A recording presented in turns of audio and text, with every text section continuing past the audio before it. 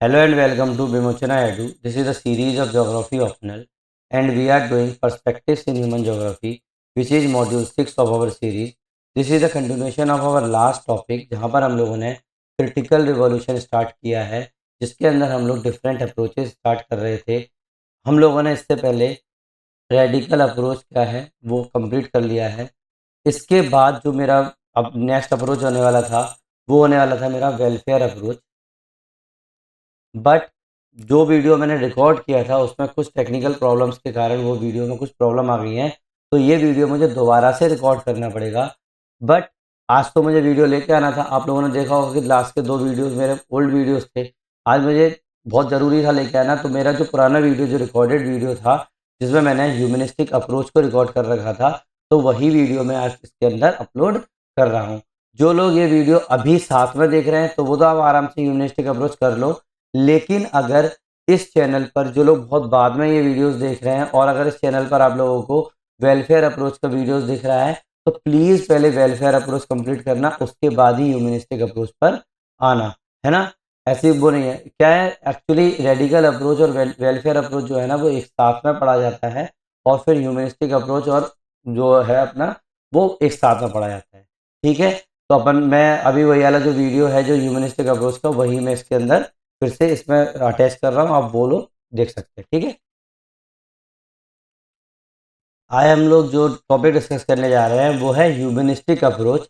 Actually ये topic बहुत ज़्यादा इग्नोर्ड और लोग बोलते हैं कि इस पर ज़्यादा एग्जामिनर फोकस नहीं करता है। क्यों? क्योंकि उनके दिमाग में यही चलता है कि ये 3 साल से आई मीन टू से लास्ट 40 ईयर में सिर्फ ये 3 बार ये क्वेश्चन पूछा गया है।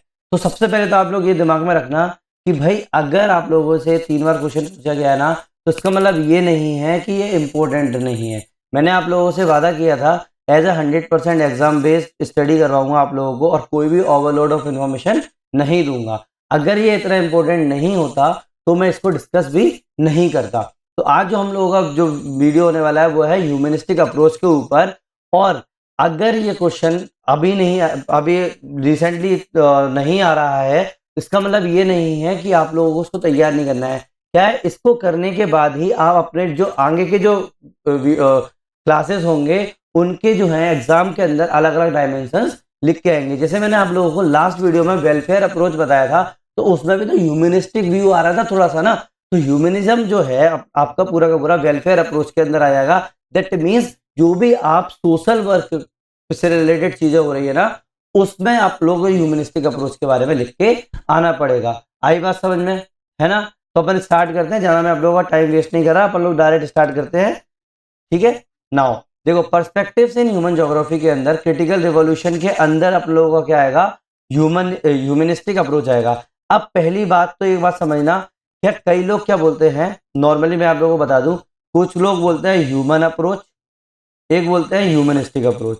अब क्या ये दोनों सेम है? देखो मोटा मोटा अगर बोला जाए, कई लोग बोलते हैं कि हाँ सेम है, but I would say that कि भाई ये सेम तो बोल सकते हो लेकिन ये सेम नहीं है। ह्यूमनिस्टिक अप्रोच एक ब्रॉड कंसेप्ट हो जाता है, ठीक है, और ह्यूमन अप्रोच सिंपल एक उतना ही कंसेप्ट होता है। तो दिमाग में रखना, जो लिंक जो होगा ना आप लोगों का ह्यूमन का किसी के साथ, उसको पूरा का पूरा ह्यूमनिस्टिक अप्रोच अपन लोग बात करेंगे। समझ में आई ना। तो ये पर्सपेक्टिव इन ह्यूमन ज्योग्राफी के अंदर ये मोटी मोटी चीज समझ लेना। अब देखो सिलेबस के अंदर अपन लोग देखेंगे तो यूनिट नंबर 6 के अंदर हम लोग का ब्लू वाला पोर्शन कंप्लीट हो चुका है। रेडिकल बिहेवियर में करा चुका हूँ, वेलफेयर में करवा चुका हूँ, और अब आप लोगों का क्या है, ये सीधा सीधा आई मीन टू से वेलफेयर में करा चुका हूँ। अब बिहेवियरल और ह्यूमन अपना बचा हुआ है वो अपन लोग कर रहे हैं। तो मतलब येलो वाला जो है आप लोगों का अभी चल रहा है। यूनिट नंबर 10 के अंदर मॉडल्स के अंदर मैंने ये ब्लू वाला पोर्शन है वो मैं कंप्लीट करवा चुका हूँ। इस मॉड्यूल के अंदर जो नहीं है उसको मैंने क्रॉस करके रखा है। देखो जैसे यूनिट नंबर 6 के अंदर ये मैंने क्रॉस करके रखा हुआ है ना। तो ऐसा नहीं है कि मैं सिलेबस के अकॉर्डिंग सिलेबस चल रहा है लेकिन मैं मॉड्यूल्स में तोड़ दिया ना, तो पूरा का पूरा वो चीज चल रही है। अब देखो आप लोग देख रहे हो कि मैं क्यों फोकस कर रहा हूँ उस पर। लास्ट 40 ईयर में 3 बार ही क्वेश्चन पूछा गया है, बट अभी रिसेंट में देखो 15 में क्वेश्चन आया है, 18 में क्वेश्चन आया है। भाई पॉसिबिलिटीज है कि इस बार अपना 26 या 27 में भी ये क्वेश्चन आ जाए। इसका रीजन क्या है भाई, आज के टाइम पे अगर आप न्यूज़पेपर फॉलो कर रहे होंगे तो आप देख रहे होंगे इतने सारी प्रॉब्लम्स आ रही हैं इंटरनेशनली। तो उसमें अपन लोगों को क्या करना पड़ेगा, ह्यूमनिस्टिक अप्रोच अपनाना है। है ना, ह्यूमनिस्टिक अप्रोच अपनाना है, दैट मीन्स ये पूरा का पूरा क्या है, अभी न्यूज में बना हुआ है, तो इसका मतलब अपन लोगों को ये चीजें करनी पड़ेंगी। आई बात समझ में, है ना। चलो अब देखो, ह्यूमनिस्टिक अप्रोच इन ज्योग्राफी, पहले मैं क्या स्टार्ट करने से पहले आप लोगों को बता दूं ये कहां पर लाई डाउन करता है। आई बात समझ में।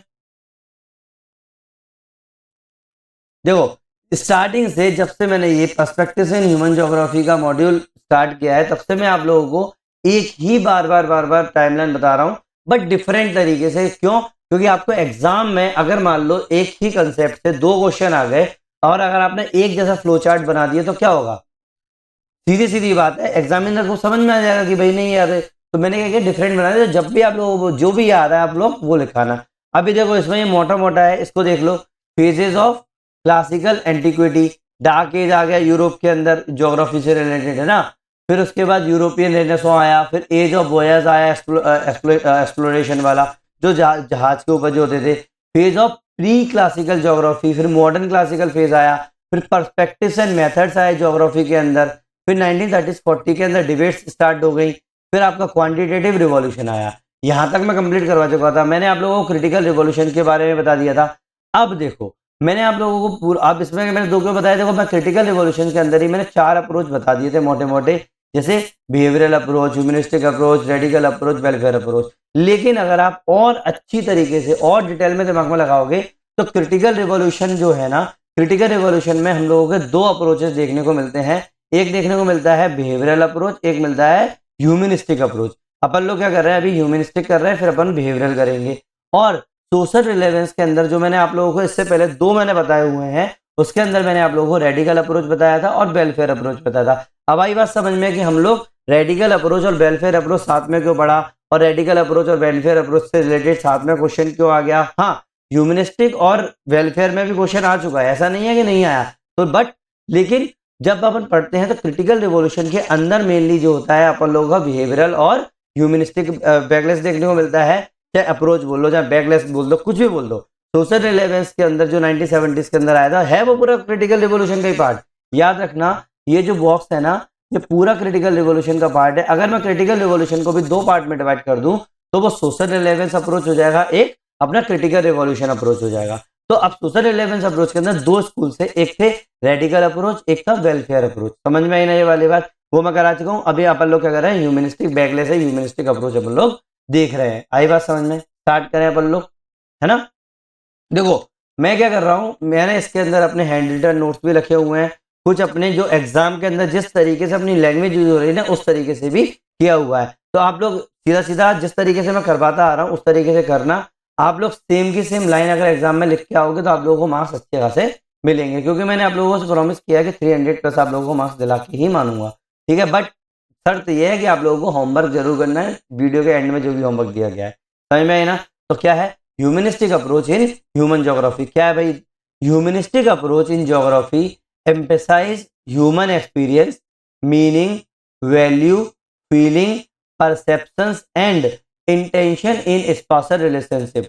याद रखना क्या कर रहा है इस अप्रोच के अंदर, क्या कर रहा है अपन लोग ह्यूमन ज्योग्राफी के अंदर, हम लोग ह्यूमन का एक्सपीरियंस, उसका मतलब, उसकी वैल्यूज, उसकी फीलिंग्स, उसके परसेप्शन और इंटेंशन जो है ना स्पेशल रिलेशनशिप के अंदर, वो देखते हैं। केवल हम लोग क्वांटिटेटिव, जैसे मैंने बताया ना, क्वांटिटेटिव सबसे बड़ी प्रॉब्लम थी कि डाटा ओरिएंटेड था, वो इमोशंस को इग्नोर मार देता था। केवल हम लोग क्वांटिटेटिव, स्टैटिकल और या फिर डिटर्मिनिस्टिक एनालिसिस ही नहीं करते, मतलब ये सब चीजें भी होती है, इसको अपन लोग पूरी तरीके से इग्नोर नहीं किया, अपन ने रिप्लेस नहीं किया। याद रखना, क्वांटिटेटिव वैल्यूज को हम लोगों ने रिप्लेस नहीं किया है, बट हम लोग क्या कर रहे हैं, human experience, meaning, values, feeling, perception and intention जो है ना अपना स्पेशल रिलेशनशिप के अंदर, उसको हम लोगों ने क्या किया है, अटैच कर दिया, एम्फसाइज ज्यादा करने लगे। इसको बोलते हैं ह्यूमनिस्टिक अप्रोच। नाम से ही समझ में आ रहा होगा। देखो भाई इतना सीधी बात है ना, आप लोगों को सिर्फ मैं घुमा फिरा के बातें बोल रहा हूँ, कॉमन सेंस लगा लो। नाम में लिखा हुआ ह्यूमनिस्टिक मतलब इंसान के बारे में ज्यादा सोचेगा, सीधी बात है ना, तो बस वही अप्रोच है। It emerged as the reaction to the dominant spatial science. क्या है भाई, पहली बात तो रिएक्शन है, जो स्पेशल साइंस पैराडाइम है, जैसे क्वांटिटेटिव रिवॉल्यूशन हुआ, सिस्टम अप्रोच हुआ, इसका रिएक्शन अपन लोगों को मिला। मैंने आप लोगों को बताया ना इस तरीके से, जैसे अपन लोगों ने क्रिटिकल रिवॉल्यूशन किया, क्रिटिकल रिवॉल्यूशन हुआ ही क्यों भाई, इसको क्रिटिसाइज करने लगे क्वांटिटेटिव रिवॉल्यूशन को अपने को, है ना, पूरा का पूरा। तो सीधी सीधी बात है 1960 which treated space as a abstract and human as positive about the space and place, space या प्लेस, है कि नहीं। नॉर्मली इतना बड़ी चीज तो है नहीं है, कोई बड़ी बात तो हो नहीं गई। वेट, अरे आवाज नहीं आ रही, वेट वेट, थोड़ी सी प्रॉब्लम हो गई है, आई एम सॉरी। हाँ, थोड़ा सा कॉमेडी हो गई। मेरे हेडफोन में आवाज़ नहीं आ रही थी, मुझे लग रहा था कि इसमें आवाज़ ही नहीं आ रही है, बट मेरा हेडफोन ही बंद था। कोई बात नहीं, थोड़ी सी टेक्निकल डिफिकल्टीज आ जाती है। चलो अपन आगे बढ़ते हैं, कहाँ थे, चलो ह्यूमनिस्टिक ज्योग्राफी।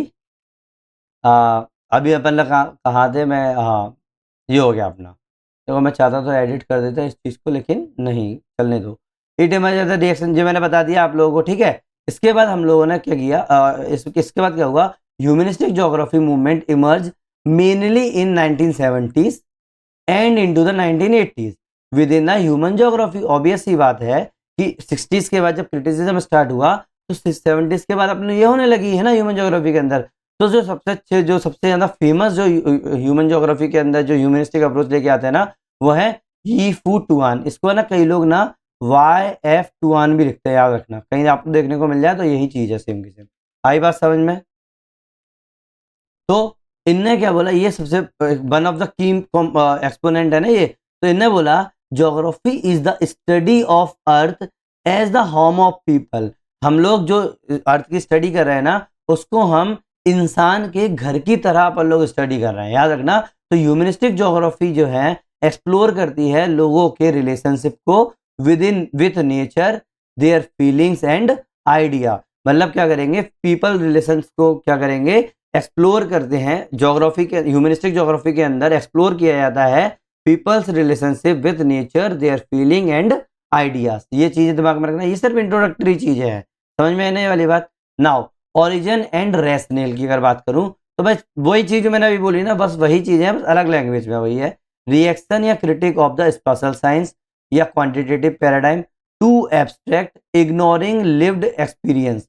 मतलब क्या कर रहा है, बिल्कुल अपन क्या कर रहे हैं, ये वाले जो एक्सपीरियंस जो था ना साइंस क्वांटिटेटिव पैराडाइम वाला, स्पेशल साइंस क्वांटिटेटिव, ये क्या कर रहा था, ये बहुत ज़्यादा एब्स्ट्रैक्ट था, ये इग्नोर कर रहा था लिव्ड एक्सपीरियंस को। समझ में आने वाली बात, इसीलिए ये रिएक्शन हुआ अपना special science and quantitative revolution paradigm के ऊपर। Now rise of behavioural geography and environmental perception in 1960s। मतलब क्या हुआ, बिहेवियरल ज्योग्राफी और एनवायरमेंटल परसेप्शन जो 1960s में था ना, उसका उदय हुआ। Open space for humanistic concerns. समझ में आने वाली बात वही चीज़ है। फिलोसॉफिकल इन्फ्लुएंसेस क्या देखने को मिले, फिनोनॉमिकली, मतलब हर्सल, मिडल और पॉन्टी, ये क्या थे इनके इनके जोग्राफर्स के नाम है। चाहे लिखना हो तो लिख लो ना, नहीं तो मत लिखना। एग्जिस्टेंशलिज्म, हार्मोनिटिक्स, कोई ज़रूरत नहीं है। फिलोसॉफिकल इन्फ्लुएंस इस तरीके के होते थे। तो अगर आप लोगों को नाम याद हो जाए तो ठीक है भाई, मैं तो बहुत बुरा हूँ प्रोनाउंसिएशन में नाम में, ठीक है। Need to understand meaning, values, choices, experience in human environment relationship, ठीक है। तो इससे क्या हुआ, हम लोगों को जरूरत पड़ी कि भाई मीनिंग, वैल्यूज, चॉइस, एक्सपीरियंस किसमें, ह्यूमन एनवायरमेंट रिलेशनशिप में जरूरत पड़ी। इसीलिए क्या हुआ, हम लोगों का ये वाला ह्यूमनिस्टिक अप्रोच पर लोग जाना फोकस बढ़ने लगा। आई बात समझ में। अब ह्यूमनिस्टिक अप्रोच के लिए अपन लोगों ने क्या किया, मैंने जितने भी आप लोगों को अप्रोचेस दिखाए या पूरी पर्सपेक्टिव दिखाए, कुछ तो अज्यूम करना पड़ेगा ना, प्रिंसिपल कुछ तो रखना पड़ेगा ना। तो इसीलिए कुछ अजम्पशंस देख लो जिससे हम लोग ह्यूमनिस्टिक अप्रोच को क्या कर पाए भाई, सपोर्ट कर पाए कि भाई ये चीज़ सही है, ठीक है।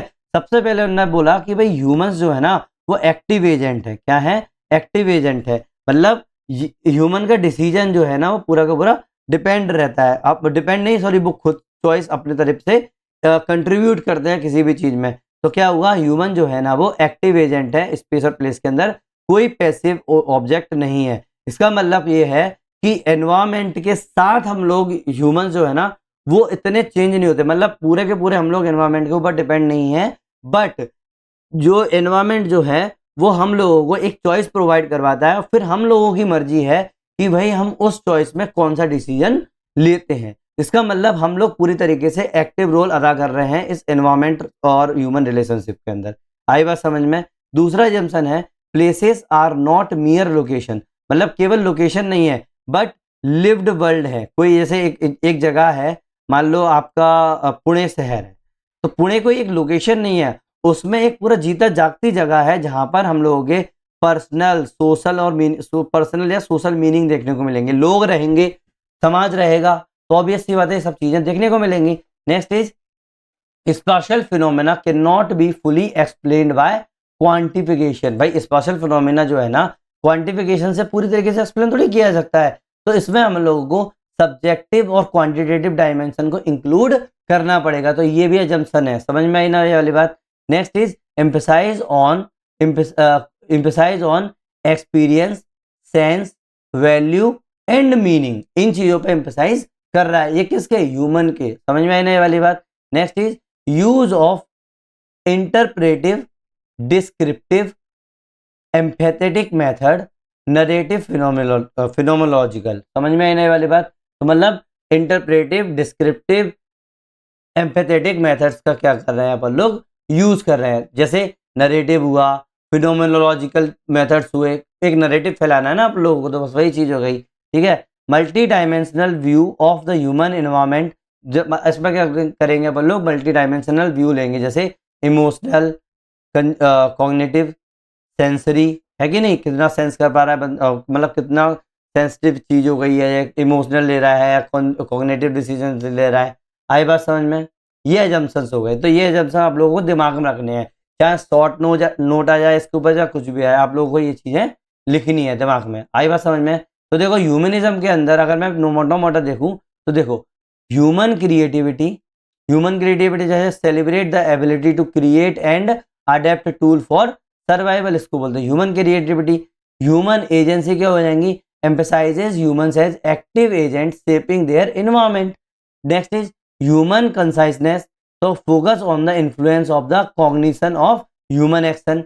ह्यूमन अवेयरनेस क्या होता है, highlight the innate geographical knowledge and environmental understanding, आई बात समझ में ना। तो ये आप आराम से डायग्राम बनाकर आ सकते हैं ह्यूमनिज्म पे, है ना। Human activity, agency, consciousness, human awareness, ये सब मिलकर ही ये क्या, ये पूरे के पूरे आप बोलोगे केवल यही डायमेंशन, नहीं और भी डायमेंशन है, लेकिन कम से कम एग्जाम के लिए तो ठीक है ना, 4 डायमेंशन लिख के आ जाओ, क्योंकि इसमें क्रिएटिविटी होती है, एजेंसी होती है, कंसाइसनेस होता है, अवेयरनेस होता है, आई बात समझ में ना, आ गई ना। अगर ये चीज समझ में आ गई तो एक बार कमेंट सेक्शन में टाइम स्टैम्प के साथ ओके जरूर लिख देना। अगर नहीं भी समझ में आया तो प्लीज टाइम स्टैम्प के साथ मुझे अपने डाउट्स लिखना, मैं आप लोगों को सारे के सारे आंसर दूंगा। अब पहली बात, अपन लोग इतना क्यों पढ़ रहे हैं इसको ह्यूमन ज्योग्राफी के अंदर, मैंने पूरा का पूरा वीडियो को इसमें डेडिकेट किया। आज के टाइम पे इतना एग्जामिनर फोकस क्यों अपना शिफ्ट कर लिया ह्यूमनिस्टिक अप्रोच के अंदर। पहली बात, ये क्या करता है, it brings to force the subjectivity, qualitativity, phenomenologically phenomenological dimensions of human environment relationship, जैसे place attachment, sense of place, lived experience. तो ये सब चीजें क्या होंगी आप लोगों के, ये इसके अंदर आ गई, पहले नहीं थी ना क्वांटिटेटिव के अंदर।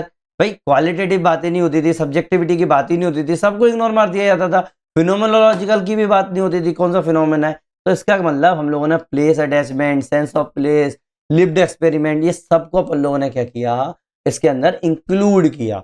आई ना बात समझ में कि भाई एक इंसान जहां रह रहा है उसका अटैचमेंट नहीं होगा, उस प्लेस से अटैचमेंट नहीं होगा, तो बस उसको तो इग्नोर ही कर देते थे क्वांटिटेटिव। फिर किस तरीके से आप रह रहे हो, लिव्ड एक्सपीरियंस कैसा है, फिर आप लोगों का सेंस ऑफ प्लेस कैसा है। अब ये सेंस ऑफ प्लेस थ्योरी में बताऊंगा, E241 की आई हुई है, ठीक है। नेक्स्ट इज यूपीएससी में अगर आप ज्योग्राफी ऑप्शनल के अंदर आप देखोगे, मोटा मोटा देखो, ये अपने एग्जाम में नहीं लिखना है, लेकिन मोटा मोटा ये समझ लो क्यों पढ़ रहा है अपन भाई, कि यूपीएससी के अंदर आप ज्योग्राफी ऑप्शनल में देखोगे, ये सप्लाई करता है philosophical theoretical backdrop for understanding human geography beyond मियर pattern and processes, welfare, radical, behavioural, structuralist approach. अब आप लोग ना पुराने जितने भी आप लोग, चाहे जिन लोगों जो रिपीटर्स हैं, जिन लोगों का भी एग्जाम क्लियर नहीं हो रहा है, वो लोगों को समझ में नहीं आ रहा है कि हम लोगों का क्यों नहीं हो रहा है।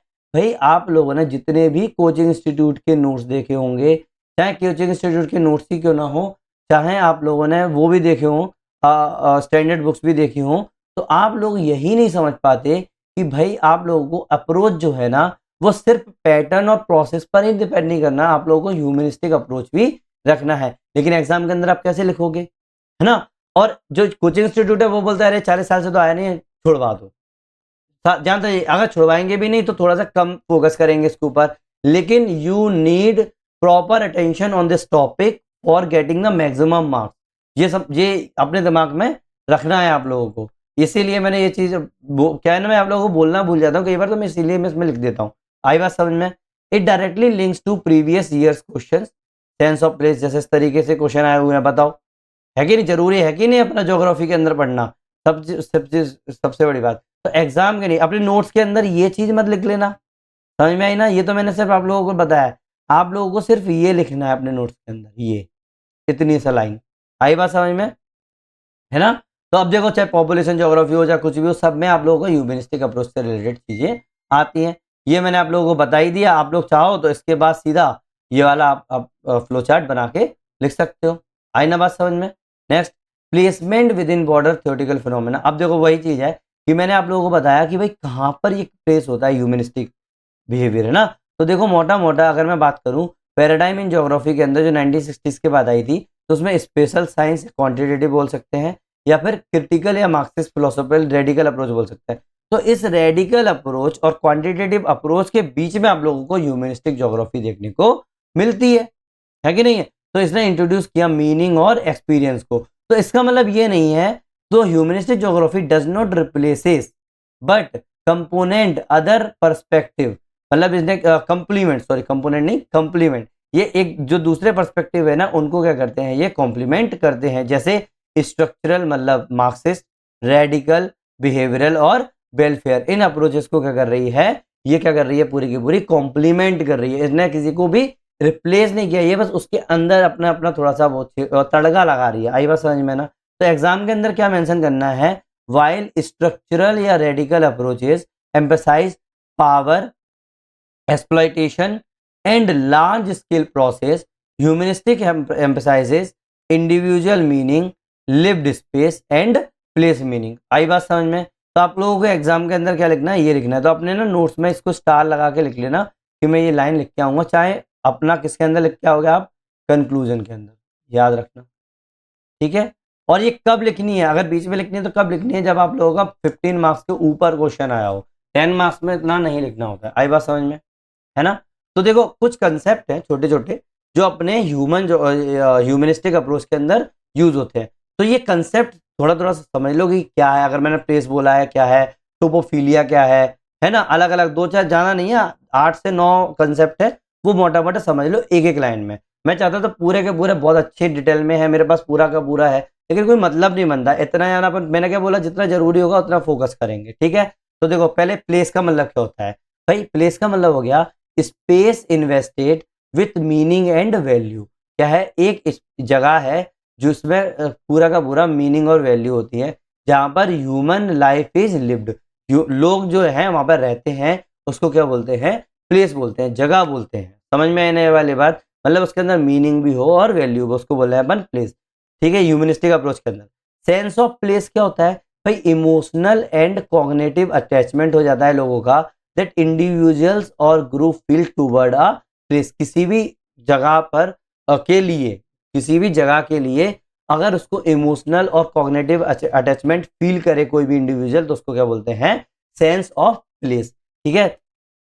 टोपोफिलिया क्या होता है भाई? आप लोगों को पता है, ई फुटवान ने क्या लिखी थी, एक बुक लिखी थी टोपोफिलिया, है ना? इसका मतलब क्या होगा, the affective bond between person and place. मतलब एक इंसान और जगह के बीच में जो आप लोगों का बॉन्ड बन जाता है, अफेक्शन होता है ना, तो उसको क्या बोल रहे हैं, टोपोफिलिया बोल रहे हैं।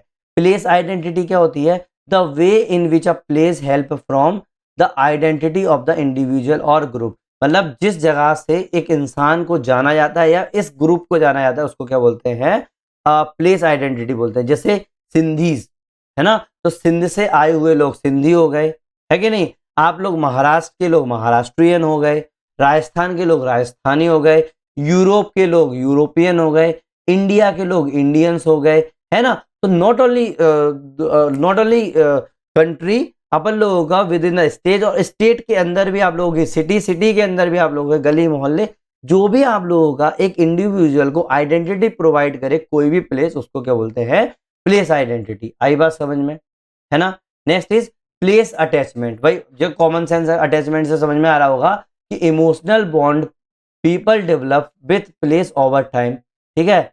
और इसके बाद एक और है इनसाइडनेस या आउटसाइडनेस। इनसाइडनेस या आउटसाइडनेस, नाम से समझ में आ रहा होगा, ये रेल्फ ने दिया है, इसके बारे में रेल्फ ने बात की हुई है। Degree to which one is inside a place belonging, मतलब कहाँ किस हद तक एक इंसान उस प्लेस के अंदर क्या कर रहा है, बिलोंग कर रहा है। समझ में आना, मतलब उस प्लेस के अंदर मतलब इनसाइड, या फिर उस प्लेस के आउटसाइड, जिसको एलियनेशन बोलते हैं। For example we are Indians, तो हम लोग अब चाहे अमेरिका चला जाए, ठीक है, लेकिन अगर हम लोग अभी भी इंडिया को अपने साथ लेके घूम रहे हैं, तो वी आर इनसाइड इंडिया, मतलब हमारी बिलोंगिंग है वहां की। समझ में आने वाली बात, कभी भी वो चीज नहीं करनी चाहिए। तो मतलब ये केवल अपना फिजिकल ही अपन लोगों का दूर या पास में नहीं है, हम लोगों का इमोशनल, प्लेस अटैचमेंट, सब कुछ बॉन्ड से रिलेटेड चीज चल रही है। मतलब किस हद तक जो है आप लोग उसके अंदर हैं, उस प्लेस के अंदर, बिलोंगिंग के अंदर। आई ना। प्लेसलेसनेस, इसका मतलब क्या हो जाएगा, प्लेसलेसनेस मतलब क्या हो जाएगा, देखो नाम से समझ आ रहा, प्लेसलेस, तो इसका मतलब हो जाएगा लैक ऑफ यूनिक कैरेक्टर, मतलब कोई यूनिक कैरेक्टर नहीं उस प्लेस के अंदर। जेनेरिक स्पेस लैकिंग आइडेंटिटी, मतलब कोई एक जेनेरिक स्पेस है, वहां पर कोई आइडेंटिटी ही नहीं है। फॉर एग्जाम्पल आप लोग अगर अपना जो अब लोकलाइज एरिया में रह रहे हो, कई लोग जो मेरे वीडियो देख रहे हो कोई लोकल एरिया में रह रहे होंगे, तो आप लोगों को अपना एड्रेस लिखने में प्रॉब्लम आती है, क्योंकि आप लोगों के पास कोई भी यूनिकनेस नहीं है वहां पर। तो आप एड्रेस लिखोगे तो आप बोलोगे अरे भाई गली नंबर 3 में पहुंच जाओ, गली नंबर 4 में पहुंच जाओ, या फिर वहां मिल जाना, मैं वहां आ जाऊंगा, इस तरीके से लिखते हैं ना। तो वही चीजें हैं कि प्लेसलेसनेस का मतलब होता है कोई भी यूनिक कैरेक्टर नहीं है उस प्लेस के अंदर। और नॉट ओनली एड्रेस, याद रखना, नॉट ओनली एड्रेस, आप लोग, मैंने क्या बताया ना, ये अपन लोग केवल प्लेस की बात नहीं कर रहे हैं, अपन लोग ह्यूमन इमोशंस और सबसे रिलेटेड बात कर रहे हैं। तो अगर किसी जगह पर सिर्फ एक जेनरिक चीज हो जाए कि ये भाई ये तो जेनरिक है, भाई यहाँ पे तो जैसे फॉर एग्जाम्पल दिल्ली में छोले कुलचे की जगह है, ठीक है। अब आप लोगों को बोला कि भाई आप लोग करोल बाग आया ना, छोले कुलचे वाले पे मैं मिल जाऊं, बट वहां पर कितने छोले कुलचे वाले हैं, कोई यूनिकनेस है क्या? अगर मैं बोलूँ तो वैसे तो बहुत सारी यूनिकनेस आप लोगों को देखने को मिले, मैं बस एग्जाम्पल बता रहा हूँ। आई बात समझ में ना। या फिर किसी आप साड़ी की दुकान में चले और बोला भाई साड़ी वाले के पास आ जाओ, आप एक साड़ी की मार्केट में गए हो और आपने बोला भाई मैं साड़ी वाले के पास खड़ा हुआ हूँ, तो इसका मतलब वो तो वहां तो कोई यूनिकनेस नहीं है, क्योंकि वहां तो सभी साड़ी वाले हैं। हाँ, आप अगर आप उसका एक यूनिकनेस बता पाओ तो आप लोगों का वो हो जाएगा, तो इसके मतलब वो प्लेसलेसनेस बात हो जाएगी। या फिर आप बोल दो कि भाई मैं ना पार्किंग में खड़ा हुआ हूँ, वहां पर बहुत सारी गाड़ियां हैं, वहीं पर मैं खड़ा हूं, अब कौन सी गाड़ी के पास खड़े हुए? आई बात समझ में ना। या फिर सीधी सीधी बात है, इससे बात समझ में आई ना। Now dwelling home journey, dwelling या होम या जर्नी क्या बोलते हैं भाई, थीम है कि कैसे ह्यूमन जो है ना वो इनहेबिटेट करते हैं प्लेस को, मूव करते हैं या फिर मोबाइल हो जाते हैं। ये टूहान ने बोली है ये वाली बात, ठीक है, मतलब कैसे जा रहे हैं, मूव कर रहे हैं, यहाँ से यहाँ बस रहे हैं, उस तरीके की। तो landscape as a lived experience क्या है, landscape as the lived experience. अब ये तो कॉमन सेंस है, आप लोगों को दिख रहा होगा, जब लिव्ड एक्सपीरियंस है, जीता जागती जगह है, तो उसमें सिर्फ अपन फिजिकल फॉर्म नहीं देखेंगे, ये बियॉन्ड द फिजिकल फॉर्म हो जाएगा। तो लैंडस्केप जो है ना वो एक्सपीरियंस करेगा, रिमेम्बर्ड होगा और फील किया जाएगा, है ना। मतलब जैसे कई लोग बोलते हैं ना कि अरे यार आप लोग ना जैसे कुछ लोग बीच पर्सन होंगे, कुछ लोग हिल पर्सन होंगे, ठीक है, जिन लोगों को हिल में जाना पसंद होगा, तो आप दूर से अगर बैठ के कहीं बोलेगा इंसान कि भाई यार ये तो हिल में ऐसा है, लेकिन कई लोग क्या बोलते हैं भाई वहां जाके तो एक्सपीरियंस तो कर, उसको फील तो कर, है ना। और आप उस जगह को कितनी देर तक याद रख सकते हो, तो वो चीज हो गई आपको landscape as the lived experience. जब तक आप रहोगे नहीं वहां का एक्सपीरियंस नहीं करोगे, तब तक आप लोगों को वो बात समझ में नहीं आएगी। आई बात समझ में? तो ये वाले जो कंसेप्ट है इस तरीके के, ठीक है। मेथडोलॉजिकल इम्प्लीकेशंस क्या है, मेथड कौन कौन से, जैसे जैसे क्वालिटेटिव मेथड, मेथडोलॉजिकल इम्प्लीकेशन देख रहे हैं ना। पहली है क्वालिटेटिव मेथड, इसके अंदर क्या होंगे भाई, क्वालिटेटिव है तो अपन लोग इसके अंदर इंटरव्यूज हो गए, नरेटिव्स हो गए, लाइफ स्टोरीज हो गई, एक्सपीरियंटल ऑब्जर्वेशंस हो गए, तो ये क्या हो गई आप लोगों की क्वालिटेटिव मेथड्स हो गई। तो मतलब अपन क्या कर रहे हैं, क्वालिटीज देख रहे हैं, ये मतलब उसको एक्सपीरियंस करने की कोशिश कर रहे हैं। सामने वाले से पूछ रहे हैं उसके बारे में, है ना, नरेटिव्स देख रहे हैं, स्टोरीज पढ़ रहे हैं, तब आप लोगों को उसके साथ समझ में आएगी बात बात समझ में आना। अब एम्फेसिस ऑन, ये क्या करते हैं, एम्फेसिस करता है सब्जेक्टिविटी, मीनिंग, इंटरप्रिटेशन, मतलब नॉट जस्ट मेजरमेंट, केवल मेजरमेंट पर ही फोकस नहीं करता, ये सब्जेक्टिविटी भी देखता है, मीनिंग भी देखता है, इंटरप्रिटेशन भी देखता है ना। Now use of phenomenology, phenomenology का यूज कैसे होगा, describing the lived experience of place, क्या कर रहा है ये, लिव्ड एक्सपीरियंस को डिस्क्राइब करेगा किसी भी जगह का, इसको बोलते हैं फिनोमेनोलॉजी का यूज करना, ये रेल्फ ने बोला है। ये भी जोग्राफर्स हैं, याद रखना, ये मैंने अगर इस पर लिखा है तो ये लिख के आओगे तो ऑब्वियस सी बात है एग्जाम में मार्क्स अच्छे मिलेंगे। रिफ्लेक्सिविटी, दूसरा है रिफ्लेक्सिविटी, तो क्या हो जाएगा भाई, जोग्राफर्स ओन एक्सपीरियंस, एम्पैथी, इसको क्या बोलते हैं, रिफ्लेक्सिविटी, मतलब क्या आप लोगों को एम्पैथी देखने को मिली उस प्लेस के थ्रू।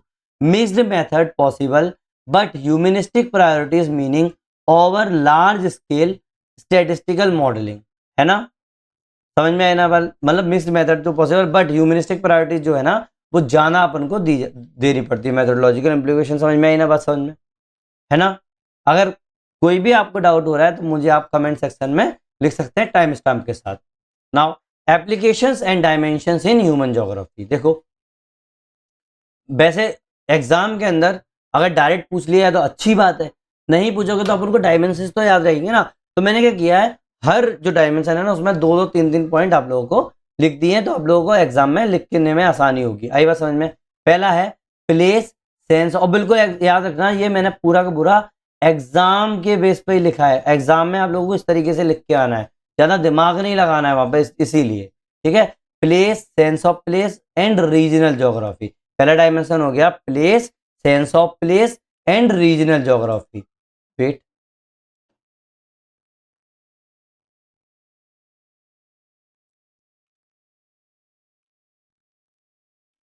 तो पहला डायमेंशन हो गया आप लोगों का place, sense of place and regional geography. इसमें क्या होता है, use humanistic approach to discuss how people experience and attach to regions and settlement, कि भाई किस तरीके से एक्सपीरियंस करते हैं रीजन्स के साथ और सेटलमेंट के साथ अटैचमेंट, समझ में आने वाली बात। Example, rural urban migrants, sense of place lost, feel of placelessness in a new city. Obvious सी बात है भाई, बिल्कुल ऐसा लगता है कि यार ये क्या है, हम तो इस तरीके से आ गए, ऊपर से सेंस ऑफ प्लेस पूरी तरीके से हट जाता है, जैसे रूरल से अर्बन की तरफ माइग्रेंट मूव करते हैं, अपना पुराने वाली चीज भूल जाते हैं। For regional planning, place making is not only the infrastructure but creating values and identity, याद रखना ये चीज है ना। अपन को रीजनल प्लानिंग करनी होगी तो इसका मतलब ये नहीं है कि इंफ्रास्ट्रक्चर ही देखना है, हम लोगों को क्रिएटिंग वैल्यूज एंड आइडेंटिटी भी देखनी होती है। तो place, sense of place and regional geography के बारे में बात चलिए ना, तो अपन लोगों को मेंशन क्या करना है एग्जाम के अंदर, याद रखना ये एग्जाम के अंदर ये नोट है, ठीक है, ये नोट है।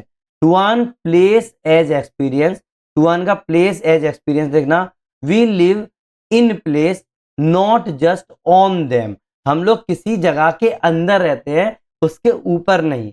आप ये नहीं बोलोगे कि भाई मैं इस धरती पर रहता हूं, मैं इंडिया पर रहता हूं, ऐसे थोड़ी बोलोगे, मैं इंडिया में रहता हूं, है ना, तो हम उस में रह रहे हैं ना कि उस पर रह रहे हैं। आई बात समझ में ना, है ना।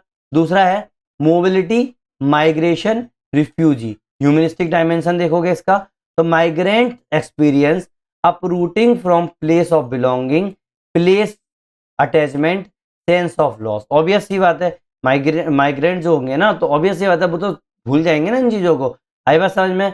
सेंस ऑफ लॉस तो हो ही जाएगा, अटैचमेंट जो है उसको भी एक्सपीरियंस कर रहा है, अपरूटिंग देख रहा है अपना प्लेस ऑफ बिलोंगिंग को, मतलब वहां से छोड़ के जा रहा है ना।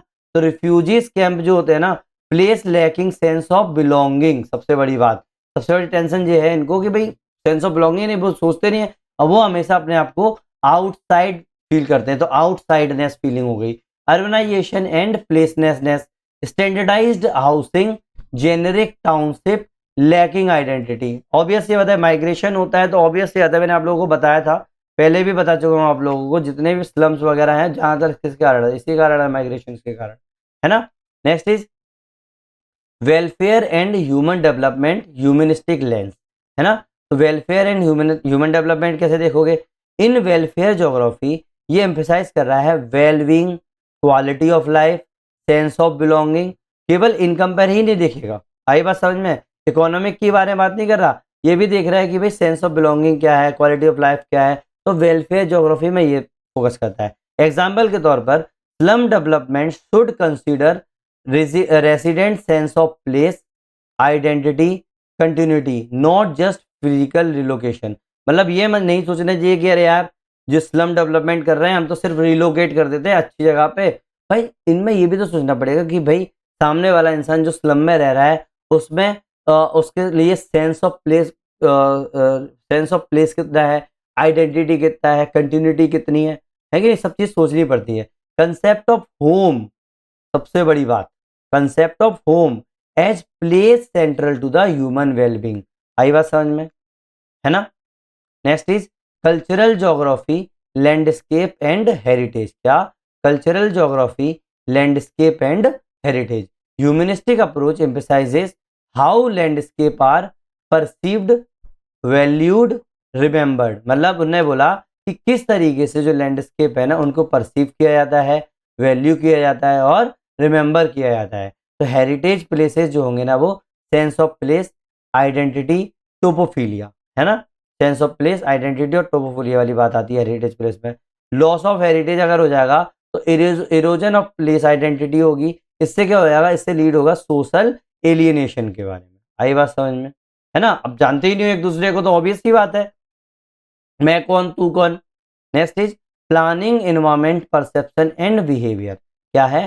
Planning environment perception and behaviour. तो इसके अंदर क्या लिखोगे, अलग अलग डायमेंशंस देख रहे हैं ना अपन लोग। Planners using humanistic approach ask how do people feel about space. मतलब कैसा लगता है, कैसा फील करते हैं, what meaning do they attach to the environment. मतलब एनवायरमेंट के साथ कौन सी मीनिंग अटैच करते हैं। Environmental perception studies ties into humanistic geography. Environmental perception जो है ना वो क्या कर रहा है आप लोगों का, ह्यूमनिस्टिक ज्योग्राफी के अंदर स्टडी को, परसेप्शन को देख रहा है। For example design of public space should evoke sense of belonging, attachment. आई बात समझ में। तो अगर आप लोगों को ना डायमेंशंस लिख के आने हैं ह्यूमन ज्योग्राफी के अंदर, एप्लीकेशंस लिख के आनी है, तो ये 5 बहुत है, इससे ज़्यादा जरूरत नहीं है। अब ये देखो, ये मैंने थोड़ा सा अपने हैंड रिटन नोट्स इसके अंदर डाल दिए है, एग्जाम के अंदर लिखने के लिए अच्छी चीज़ हो जाएगी। आप लोगों को थोड़ा सा इसमें थोड़ा सा सिंपल लैंग्वेज का अपन यूज कर सकते हैं, समझ में आई ना ये वाली बात। पहली बात, जो ह्यूमनिज्म अप्रोच जो है ना, ह्यूमनिज्म, इसको सबसे पहले कर्क ने दिया था, इसके बारे में कर्क ने बारे में बात करी थी।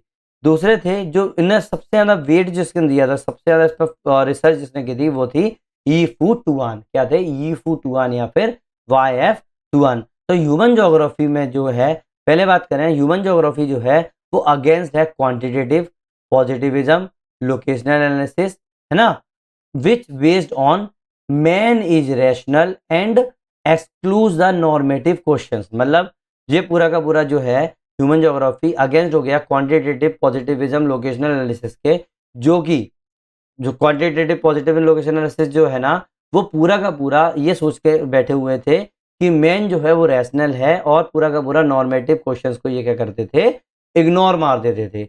दूसरा है, इसी के अंदर पॉइंट लिखोगे तो human feeling, values, culture can not be codified in the statistical tool. मतलब आपके अब जो ह्यूमन की जो फीलिंग है, वैल्यूज है, कल्चर है, इनको आप ना कोडिफाई नहीं कर सकते कि कोई स्टैटिस्टिकल टूल ले लिया आपने, एक मैथमेटिकल इक्वेशन बना दी, भाई यही सोचता है इंसान, नहीं ना। Next is does not consider man as economic person. सबसे बड़ी बात, ये मैन को इकोनॉमिक पर्सन कंसीडर नहीं करता है। आई बात समझ में। Next is human is not a machine, he improves his life by participatory observation, discussion, thinking and acting। इंसान कोई मशीन नहीं है, वो हमेशा अपनी लाइफ को इम्प्रूव करने में ही लगा हुआ है, ठीक है। वो हमेशा किससे और इम्प्रूव किससे करता है भाई, पार्टिसिपेटरी ऑब्जर्वेशन रखता है, ठीक है, डिस्कशन करता है, सोचता है, एक्ट करता है उस चीज के ऊपर, है ना। तो ये वाली बात भी समझ लो। Now while study geography focus should be on the earth study of people, not on the earth study। मतलब जब भी हम लोग ज्योग्राफी की स्टडी करेंगे तो इस ज्योग्राफी की स्टडी करते टाइम पे फोकस जो है ना वो लोगों के स्टडी में होना चाहिए, ना कि अर्थ की स्टडी में। आई बात समझ में, है ना? ये पूरी एक लाइन है, देखो मैं आप लोगों को बता दूं, नहीं तो आप लोग कंफ्यूज हो जाओगे। While study geography, focus should be on study of people, not on earth study. याद रखना, है ना? ऐसे कर देता हूँ। आई बात समझ में? अब देखो E-Fu-Tuan, YF-Tuan के बारे में बात करें तो इनने क्या किया, ह्यूमन ज्योग्राफी के ना 4 प्रिंसिपल बता दिए। किसके ऊपर? मतलब E-Fu-Tuan ने ह्यूमन ज्योग्राफी के 4 मेन प्रिंसिपल बता दिए, है ना? इन्हें बताया पहला ह्यूमन अवेयरनेस। क्या बताया? Human awareness. सबसे पहली बात, ह्यूमन अवेयरनेस में क्या लिखेंगे? They are aware of environment, मतलब दे आर नहीं, they are aware of environment. ये हमेशा एनवायरमेंट से अवेयर रहते हैं। कुछ ज्यादा रहते हैं, कुछ कम रहते हैं, लेकिन अवेयर हर कोई रहता है अपने एनवायरमेंट से। इंसान जो है आसपास के एनवायरमेंट से अवेयर नहीं रहते क्या? है ना? आप बोलोगे नहीं सर मैं तो अवेयर नहीं हूं। भाई आप थोड़े कम हो, कुछ लोग कुछ ज्यादा है ना? आप अपने पड़ोस से अवेयर हो या नहीं हो, कम हो या नहीं हो, कम से कम शकल तो देखी होगी, नहीं भी देखी होगी तो ये तो दिखती होगा कि मेरा पड़ोस तो है ना?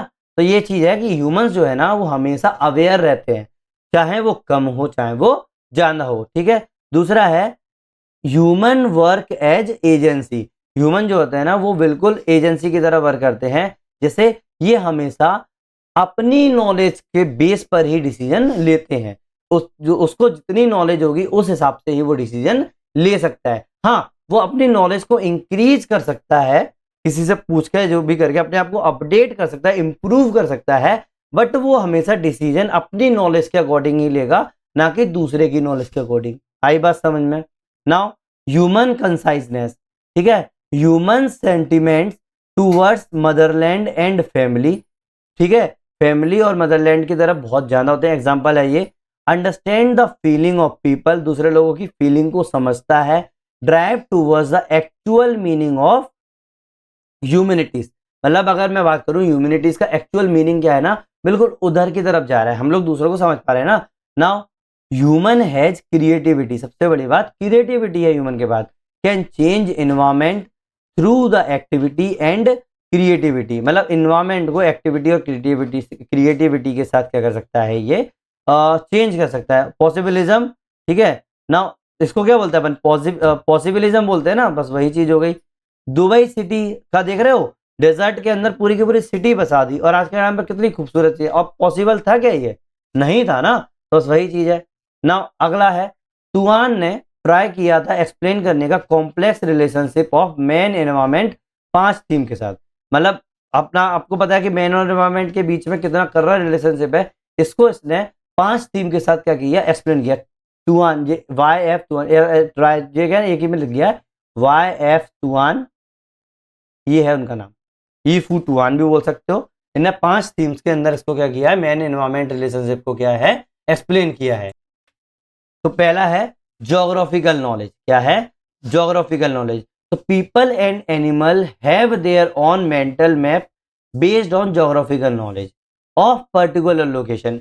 एक इंसान हो चाहे जानवर हो, उसके पास खुद का ही एक मेंटल मैप होगा, जो कि पूरा का पूरा ज्योग्राफिकल नॉलेज, जिस जिस जगह पर वो रहना ना उसकी नॉलेज पर डिपेंड करता है। एग्जाम्पल के तौर पे जैसे ट्राइबल पीपल है, ट्राइब्स में जो रह रहे हैं, तो मेंटल मैप्स ऑफ हर्ब्स होंगे उसके पास, ट्री होंगे, है कि नहीं है? मतलब उनको पता होगा कौन से हर्ब्स मिलेंगे, कौन से ट्रीज इस तरीके हो सके। या फिर एनिमल देख लो, एनिमल देख लो फॉरेस्ट के अंदर, वो हमेशा बाद में पूरा दिन मतलब एनिमल जो जंगल में चले जाते हैं, खा के आ जाते हैं, ग्रेजिंग कर जाते हैं, उसके बाद फिर वो घर पे लौट आते हैं। ऐसा कैसे? माइंड मैप बना हुआ ना उनके दिमाग में, इसका मतलब उनको ज्योग्राफिकल नॉलेज है। आप भी अपने ऑफिस जाते हो, ऑफिस से घर आए तो भूलते हो क्या? है ना? समझ में आई ना? तो बस वही चीज होगी। दूसरा है territory and place. Territory and place क्या होता है? Animal defend their territory. Animal जो होते हैं ना वो अपनी टेरिटरी को डिफेंड करते हैं। Man become sentimental to his birth place, और जो इंसान होता है वो अपने बर्थ प्लेस से अटैच्ड हो जाता है, सेंटिमेंट हो जाता है। तो इसका मतलब हो गया अटैचमेंट फील होता है उसको। आई बात समझ में? तीसरा है लिवलीहुड एंड इकोनॉमिक्स। क्या? लिवलीहुड एंड इकोनॉमिक्स की अगर मैं बात करूं, purpose of human is livelihood. हमेशा पर्पस का, ह्यूमन का पर्पस क्या होगा भाई? उसको सरवाइव करना है। Difference between livelihood and destroyed weight, destiny. Example, liquor ban in Bihar, ठीक है, गुजरात, गुजरात, ठीक है। आई बात समझ में? सीधी सीधी बात है, लिवलीहुड और आपका बिल्कुल डिस्ट्रॉय होने में, डिस्ट्रॉयडेड लाइफ करने में बहुत ज़्यादा अंतर है। फॉर एग्जांपल, बैन कर दिया आपने लिकर बिहार के अंदर, लेकिन फिर भी लोग पी रहे ना, तो केवल जो मेन पर्पज जो है ना ह्यूमन का, वो लिवलीहुड होता है। लेकिन जैसे ही लिवलीहुड से थोड़ा सा भी आप ऊपर जाते हो तो आप लोगों को क्या होने लगता है, शौक पूरे करने का मन होने लगता है ना। तो बस वही है। आई बात समझ में? है ना। Next is religion. Fourth is religion. भाई, वे ऑफ बाइंड पीपल, मतलब देखो मैं इस पे विवाद नहीं खड़ा करूंगा, लेकिन रिलीजन है क्या? सीधी सीधी बात है, लोगों को जोड़ने का सबसे अच्छा वे है रिलीजन, जिससे आप लोगों को स्ट्रांगली बिल्कुल जोड़ सकते हो। किस चीज से? क्या क्या है भाई? बिलीफ है हम लोगों को रिलीजन में, फेथ है, रिलीजियस एक्टिविटीज हो रही है हमारे यहाँ, है कि नहीं? सबसे अच्छी बात, in India meat business is done by generally Muslim. देखो मैं वो नहीं बोलूंगा कि भाई निगेटिव चीज है, बट ये जो है ईफू तुआन ने इस तरीके की बात करी थी, और एग्जाम्पल अपन इस तरीके लिख रहे हैं। जेंस जो है ना वो हमेशा ट्रेडर्स होते हैं इंडिया के अंदर, जेंस। तो लगभग लगभग क्या है, सब लोगों के काम बटे हुए हैं। एग्जाम्पल के तौर पे मैं इस पर कुछ वो नहीं बोलना चाहूंगा, ये बुक में लिखा है वही मैं लिखवा रहा हूँ। क्राउडिंग प्राइवेसी क्या है? Crowding privacy, some people feel safe in the crowded area. Example, Hong Kong protest, Hong Kong protest. Crowding creates more tension in region. अब देखो कुछ लोग जो होते हैं ना वो सेफ फील करते हैं क्राउडेड एरिया में, लेकिन एग्जाम्पल के तौर पर हांगकांग के अंदर क्राउडिंग ने क्या कर दिया, मोर टेंशन दे दी रीजन के अंदर। Alone and stress free people are more creative. जो अकेले होते हैं ना, जो जिसके पास स्ट्रेस नहीं होती, वो बहुत ज्यादा क्रिएटिव होते हैं। कॉमन सेंस लगाना आप। ज्यादातर क्रिएटिविटी लोग क्या बोलते हैं, आप लोग को मूवी देख रहे हो, बुक लिख रहे हो, क्या बोलते हैं भाई मैं तो एकांत में चला गया, मैं जंगल में चला गया। क्यों? क्योंकि भाई वहां सोचने का वो बहुत होता है। आई बात समझ में? ये एग्जाम्पल्स हो गए। आ गई बात समझिए, 5 चीजें हो गई ना, आ गई ना, है ना। चलो, क्रिटिसिज्म क्या है भाई इस पूरे पूरे उसका? भाई पहली बात तो मैन रैशनल नहीं है, मैन रैशनल नहीं है। आई बात समझ में? पहला क्रिटिसिज्म है। दूसरा है humanism is separate geography, supported human geography and physical geography, separate study हो रही है। But in react reactivity it is not true, मतलब ये गलत है, इन रियलिटी है, सॉरी ये गलत हो गया, इन रियलिटी, ठीक है, लिख देते थोड़ा सा गलती से। ना आप देखो क्या था, ह्यूमनिज्म जो है ना पूरा का पूरा एक ज्योग्राफी है, ठीक है, जो कि आप लोगों का ह्यूमन ज्योग्राफी और फिजिकल ज्योग्राफी को सपोर्ट कर रही है, ठीक है, सेपरेट स्टडी में। तो ऐसा नहीं है कि हम लोग ह्यूमनिज्म पढ़ रहे हैं तो भाई ह्यूमन ज्योग्राफी के अंदर आ गया, तो ये सबसे बड़ा क्रिटिसिज्म है, ठीक है। रियलिटी में ऐसा तो है नहीं है। Method is more subjective than objective, ये क्या है, बहुत सब्जेक्टिव हो रहा है, कोई ऑब्जेक्टिविटी नहीं है इसके अंदर, ये क्रिटिसिज्म हो गया, ठीक है। अब एक चीज है जो एग्जाम में आई थी वो भी देख लो, सेंस ऑफ प्लेस। तो सेंस ऑफ प्लेस का मतलब क्या होता है भाई, ई फुटवान का याद रखना, ई फुटवान, ठीक है, और रेल्फ, ठीक है, ये दो इसमें याद रखना। सेंस ऑफ प्लेस का मतलब है multi dimensional complex construct use to characterize the relationship between people and spatial setting. क्या है? मल्टी डायमेंशनल है, कॉम्प्लेक्स कंस्ट्रक्ट है, जो कि आप लोगों को characterize the relationship between people and spatial setting में देखना है पर लोग। It is characteristic it is characteristic that some place have and some do not make place special और यूनिक। कोई एक कैरेक्टरिस्टिक ही तो है जो किसी प्लेस के पास है, किसी प्लेस के पास नहीं है, वही तो उसको यूनिक बनाएगी, है ना। तो इसको बोलते हैं सेंस ऑफ प्लेस। तो टुआन ने क्या बोला भाई, sense of place that are not positive. Example, fear some students and educator engaging in place based education, ठीक है, in order to improve their sense of place, है ना। तो कुछ स्टूडेंट और कुछ स्टूडेंट्स और एजुकेटर जो है ना वो एंगेज होते हैं किसके साथ, प्लेस बेस्ड एजुकेशन के साथ, in order to improve their sense of place. जैसे मैं आप लोगों को यूट्यूब पे पढ़ा रहा हूँ, ठीक है, कई लोग मुझसे अटैच ही नहीं हो पा रहे होंगे, तो क्या होता है, स्टूडेंट और एजुकेटर जो होते हैं ना वो हमेशा प्लेस बेस्ड एजुकेशन पर फोकस करते हैं कि भाई थोड़ा सा क्या हो जाए ना, आपका सेंस ऑफ प्लेस इंप्रूव हो जाए। आई बात समझ में ना? Term misuse in term is use in term is use in relation to place making and place attachment of communities to their environment. ठीक है, तो सीधी सीधी बात है, टर्म जो यूज हो रही है ना अपने place making and place attachment of communities to their environment, अपना ये इसको यूज कर पा रहे हैं। आई बात समझ में? नेक्स्ट इज एडवर्ड राफ ने क्या बोला है सेंस ऑफ प्लेस के बारे में? तो sense of place sometimes refers as the placeless और इन ऑथेंटिक। ठीक है, प्लेसलेस या फिर इनऑथेंटिक बोल सकते हैं इस चीज को। ये रेल्फ ने इन्वेस्टिगेट किया placelessness of this location. Placeless landscape are seen as those that have no special relationship to the place in which they are located. They can be anywhere, roadside strip, shopping mall, etc. भाई कहीं भी हो सकता है भाई। आई बात समझ में? यही है हम लोगों का सेंस ऑफ प्लेस। यही अपना क्वेश्चन आया था, इस तरीके से आंसर लिख देना, बहुत हो जाएगा आराम से, है ना? नाउ अब देखो रियल एग्जाम के अंदर आप केस स्टडीज लिख के जरूर आना, मैं बार बार बोलता हूँ, है ना? तो केस स्टडीज देख लो किस तरीके की है। मैंने जो पहले छोटी सी लिखवा दी है, अगर थोड़ा सा जाना है तो बड़ी सी लिख लेना।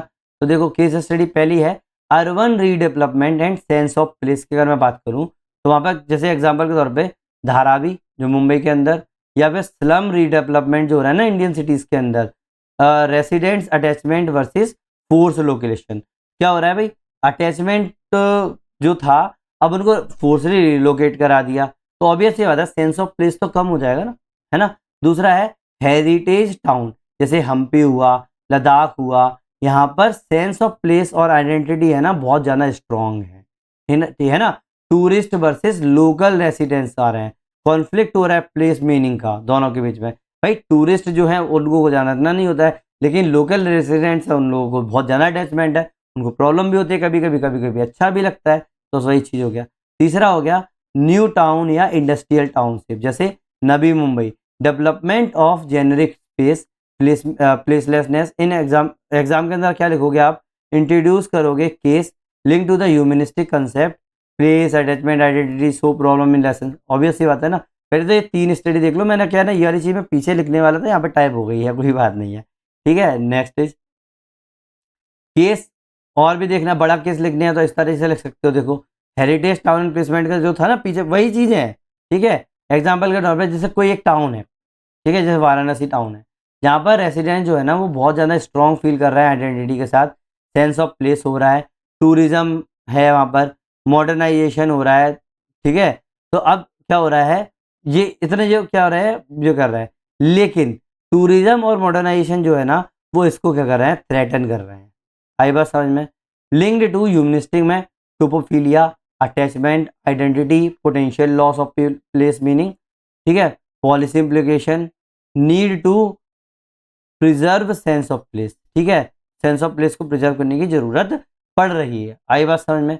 और याद रखना यहाँ पर कीवर्ड्स बहुत अच्छे यूज किए गए हैं, वही कीवर्ड्स दिमाग में रखना, हो सके तो यही वाले कीवर्ड्स याद रखना, ठीक है। Next is urban relocation and placelessness. भाई देखो resident shifted to the new housing complex away from earlier locality, loss of neighbourhood identity, sense of belonging, sense of outsideness. जैसे लिंक करेंगे humanistic perspective, highlight emotional cost, not just physical relocation. आई बात समझ में? Case study में अगर बात करेंगे तो न्यू टाउनशिप या industrial area and design for place making, ठीक है, न्यू टाउनशिप या इंडस्ट्रियल एरिया जो है और डिजाइन जो हो रहा है ना प्लेस मेकिंग में। एग्जांपल के तौर पर new town where planner integrate green space, community centre, local identity elements to foster sense of place rather than purely functional, ठीक है। नाउ ये लिंक कर रहा है आप लोगों का source applications of the humanistic approach in planning, ठीक है। तो आपको आंसर में क्या लिख के आना, ये जो चीज़ मैं यहाँ लिखने वाला था ना एग्जाम के अंदर क्या लिखना है, बस वही चीज़ है। सबसे पहले आप लोगों को क्या करना है भाई, इंट्रोड्यूस करना है केस को किसके साथ, ह्यूमनिस्टिक कंसेप्ट के साथ, जैसे प्लेस हुआ, अटैचमेंट हुआ, आइडेंटिटी हुआ, इनको आप जो प्रॉब्लम्स दिखाना है और लेसन्स दिखाने हैं केस स्टडीज के अंदर, ठीक है। साथ में APS एक्रोनिम्स यूज करो। APS मतलब A का मतलब अटैचमेंट, P का मतलब प्लेस आइडेंटिटी, CS का मतलब सेंस ऑफ प्लेस, ठीक है। बिल्कुल आप लोगों को फेसेट आप लोगों को देखना है। अब देखो इन चीज़ों से रिलेटेड क्वेश्चन भी आ सकता है, याद रखना, इनको दिमाग में रखना ही रखना है, इनका मतलब क्या होता है। आ गई बात समझ में, है ना। बस अपन स्ट्रेंथ और लिमिटेशंस देख लेते हैं, अपना ही खत्म होने वाला है, कोई ऐसा नहीं है कि बहुत लंबा है, ठीक है। स्ट्रेंथ एंड लिमिटेशंस, पहली स्ट्रेंथ क्या है भाई अपनी ह्यूमनिज्म के, अपन देख रहे हैं भाई सबसे बड़ी बात ये डेप्थ दे रहा है ह्यूमन ज्योग्राफी के अंदर, एक्सपीरियंस, मीनिंग, वैल्यूज पे, है ना। ये हेल्प कर रहा है अंडरस्टैंड करने में issues such as identity, place attachment, migration, sense of belonging, ठीक है। Next is useful in development, welfare, cultural geography context में, how people feel about their environment, ठीक है। Next is bridge geography to humanities, philosophy, sociology, enriching the interdisciplinary aspect, ये अपनी strength हो गई, ठीक है। अब साथ में लिमिटेशंस भी देख लो भाई, लोग क्रिटिसिज्म पूछ लेते हैं वगैरह वगैरह, तो वही चीज़ है। जाना जाना नहीं कर रहा है चाचा, इतना बहुत है, मैं भी बता दूं मैं इतना इतना क्यों कर रहा है, जाना क्यों नहीं कर रहा है। Criticize for the subjectivity, lack of generality and predictive power, है ना। नाउ टू क्वालिटेटिव है पहली बात, तो ये सबसे बड़ी बात, ठीक है।